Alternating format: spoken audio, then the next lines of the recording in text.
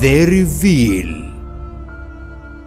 Katika moyo wa ukanda wa Gaza mwaka 1987, harakati mpya ilizaliwa, harakati ambayo ilibadilisha historia ya Mashariki ya Kati.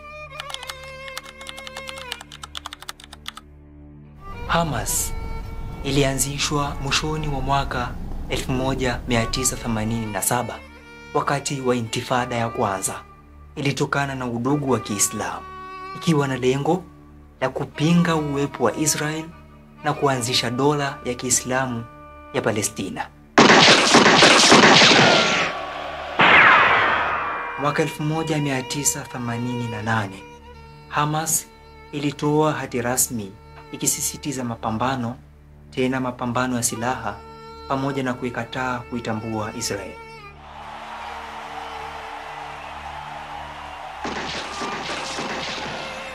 Mwaka 2006, Hamas ilishinda uchaguzi wa bunge la Palestina, lakini ushindi huo uliibua mgawanyiko na Gaza ikaingia mikononi mwa Hamas.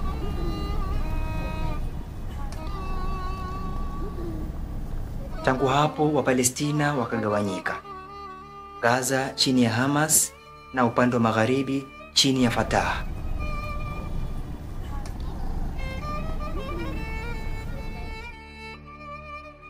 Kwa miaka zaidi ya 15, Gaza imekuwa kitovu cha mapambano yasiyokwisha.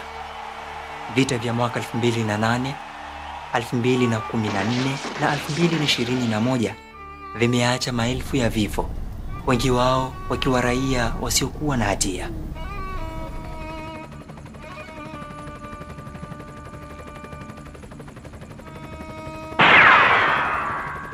Mbali na vita, Hamas pia wamewekeza katika masuala mbalimbali ya kijamii, shule, hospitali na misaada kwa maskini.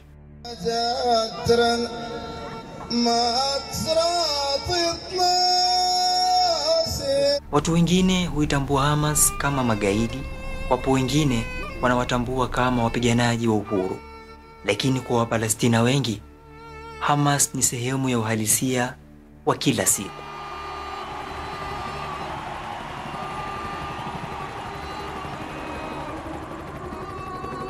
Historia ya Hamas ni simulizi tata, simulizi ya imani, mapambano na migawanyiko. Lakini zaidi ya siasa na itikadi, ni simulizi ya watu wanaoishi katikati ya vita visivyokwisha.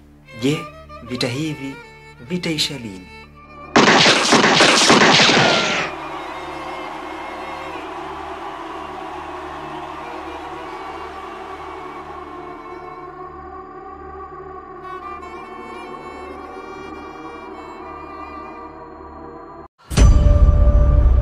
The Reveal.